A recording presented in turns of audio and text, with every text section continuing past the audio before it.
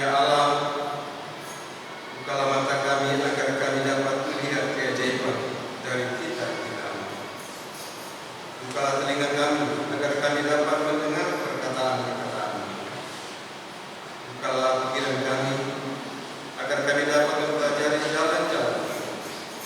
Bukalah hati kami agar kami memahami kekayaan hikmat-Mu. Bukalah mulut kami agar kami dapat memberitakan Injil.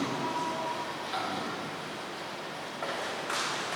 Marilah kita berdiri untuk menyambut bacaan firman Tuhan hari ini yang terdapat dalam Kisah Para Rasul 12 ayat 1 sampai 19, dan yang kedua bacaan kedua adalah Filipi 1 ayat 21. Kisah Para Rasul 12 ayat 1 sampai 19. Demikian firman Tuhan. Yakobus mati, Petrus dilepaskan dari penjara. Kira-kira pada waktu itu Raja Herodes mulai bertindak keras terhadap beberapa orang dari jemaat. Ia menyuruh membunuh Yakobus, saudara Yohanes, dengan pedang. Ketika ia melihat bahwa hal itu menyenangkan hati orang Yahudi, ia selanjutnya menyuruh menahan Petrus juga. Waktu itu hari raya roti tidak berani. Setelah Petrus ditangkap, Herodes menyuruh memenjarakannya di bawah penjagaan 4 regu, masing-masing terdiri dari 4 prajurit. Maksudnya ialah supaya sehabis Paskah ia menghadapkannya ke depan orang banyak. Demikianlah Petrus ditahan di dalam penjara. Namun jemaat dengan tekun mendoakannya kepada Allah. Pada malam sebelum Herodes hendak menghadapkannya kepada orang banyak, Petrus tidur di antara 2 orang prajurit terbelenggu dengan 2 rantai, sedangkan di depan pintu para pengawal sedang menjaga penjara itu. Tiba-tiba berdirilah seorang malaikat Tuhan dekat Petrus, dan cahaya bersinar dalam kamar penjara itu. Malaikat itu menepuk Petrus untuk membangunkannya, katanya, "Bangunlah segera." Lalu gugurlah rantai itu dari tangan Petrus. Kemudian kata malaikat itu kepadanya, "Ikatlah pinggangmu dan pakailah alas kakimu." Ia pun berbuat demikian. Setelah itu malaikat itu berkata kepadanya, "Kenakanlah jubahmu dan ikutlah aku." Lalu ia mengikuti malaikat itu keluar, dan ia tidak tahu bahwa apa yang dilakukan malaikat itu sungguh-sungguh terjadi. Sangkanya ia melihat suatu penglihatan. Setelah mereka melalui tempat penjagaan pertama dan tempat penjagaan kedua, sampailah mereka ke pintu gerbang besi yang menuju ke kota. Pintu itu terbuka dengan sendirinya bagi mereka. Sesudah tiba di luar, mereka berjalan sampai ke ujung jalan, dan tiba-tiba malaikat itu meninggalkan dia. Setelah sadar akan dirinya, Petrus berkata, "Sekarang tahulah aku, benar-benar bahwa Tuhan telah mengirim malaikatnya dan menyelamatkan aku dari tangan Herodes dan dari segala sesuatu yang diharapkannya, yang diharapkan orang Yahudi." Setelah berpikir sebentar, pergilah ia ke rumah Maria, ibu Yohanes yang disebut juga Markus. Di situ banyak orang berkumpul dan berdoa. Ketika ia mengetuk pintu gerbang, datanglah seorang hamba perempuan bernama Rode untuk mengetahui siapa yang mengetuk pintu itu. Ia harus mengenal suara Petrus. Ia terus mengenal suara Petrus, tetapi karena kiranya ia tidak membuka pintu gerbang itu dan segera masuk ke dalam untuk memberitahukan bahwa Petrus ada di depan pintu gerbang. Kata mereka kepada perempuan itu, "Engkau meninggal." Tetapi ia tidak mengatakan bahwa benar-benar demikian. Ia tetap mengatakan bahwa benar-benar demikian. Kata mereka, "Itu malaikatnya." Sementara itu Petrus terus-menerus mengetuk pintu dan mengetuk, dan ketika mereka membuka pintu dan melihat dia, mereka tercengang-cengang.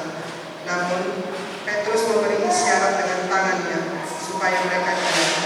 Lalu ia menceritakan bagaimana Tuhan menuntunnya keluar dari penjara. Katanya, "Beritahukanlah hal ini kepada Yakobus dan saudara-saudara kita." Lalu ia keluar dan pergi ke tempat lain. Besok paginya gemparlah prajurit-prajurit itu. Mereka bertanya-tanya apa yang telah terjadi kepada Petrus. Herodes menyuruh mencari Petrus, tetapi ia tidak ditemukan. Lalu Herodes menyuruh memeriksa pengawal-pengawal itu dan membunuh mereka. Kemudian dia berangkat dari Yudea ke Kaisarea dan tinggal di situ.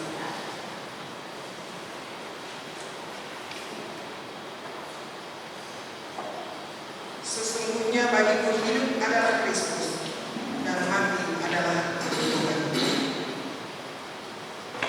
Demikianlah firman Tuhan. Yesus berkata, yang berbahagia ialah mereka yang mendengarkan firman Allah dan yang memeliharanya. Haleluya.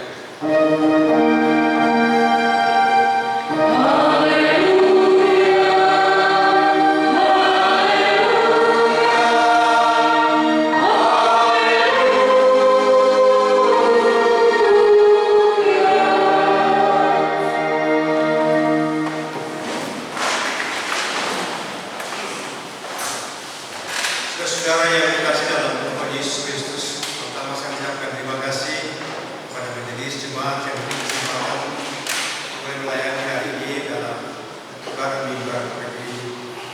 Sedikit saya perkenalkan diri, nama saya Nathan, asli saya dari Toraja. Ada orang Toraja di sini? Istri saya orang Batak. Kami melayani di gereja misi Injil Indonesia.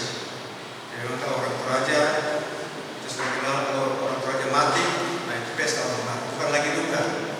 Kebetulan saya baru pulang, mama saya meninggal tanggal 13 kemarin, baru pulang minggu lalu.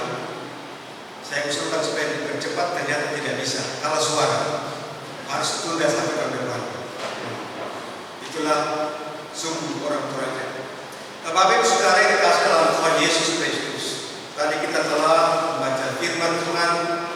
Dan firman Tuhan ini kita akan belajar dengan tema sebagaimana yang telah disiapkan, doa memenangkan kita dalam setiap perkara. Doa memenangkan kita di dalam setiap perkara. Saudara-saudara yang dikasih dalam Tuhan Yesus Kristus, jikalau kita memperhatikan kisah Rasul ini ditulis oleh Dr. Lukas. Dia adalah seorang dokter, dan kita memperhatikan bahwa dalam pasal 12 tadi kisah Rasul, di mana orang-orang percaya pada waktu itu mereka mengalami kemuliaan dan semakin meningkat, terutama pada saat di bawah pemerintahan Herodes Agrippa. Jadi orang-orang percaya mengalami penderitaan yang luar biasa karena Herodes Agrippa berusaha untuk mendapatkan dukungan dari orang-orang Yahudi untuk mengancam bahkan membunuh orang-orang yang percaya kepadanya. Itulah situasi yang dialami pada waktu itu.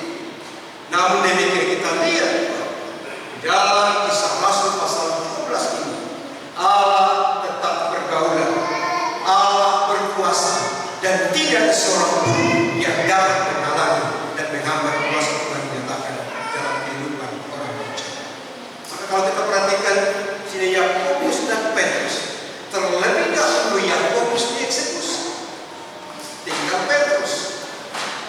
Petrus mengalami ancaman nyawa terancam, tetapi melalui hal ini kita dapat melihat bagaimana kuasa doa yang dipanjatkan orang percaya sungguh nyata dalam kehidupan jemaatnya. Oleh karena itu, melalui teks ini, saya mengajak kita belajar beberapa kebenaran melalui tema doa memenangkan kita di dalam setiap perkara. Doa betapa penting dan doa berkuasa untuk mengubah segala sesuatu. Yang pertama kita melihat bahwa doa adalah sarana untuk mencari pertolongan. Di dalam ayat yang kelima, bisa dijelaskan demikian. Demikianlah Petrus ditahan di dalam penjara, tetapi jemaat dengan tekun mendoakannya kepada Allah. Yakobus sudah mati, Petrus ditangkap, tetapi ketika jemaat mendengar bahwa Petrus ditangkap, maka jemaat itu berdoa. Di dalam ayat 5 di sana dijelaskan, demikianlah Petrus ditahan di dalam penjara, tetapi jemaat dengan tekun mendoakannya kepada.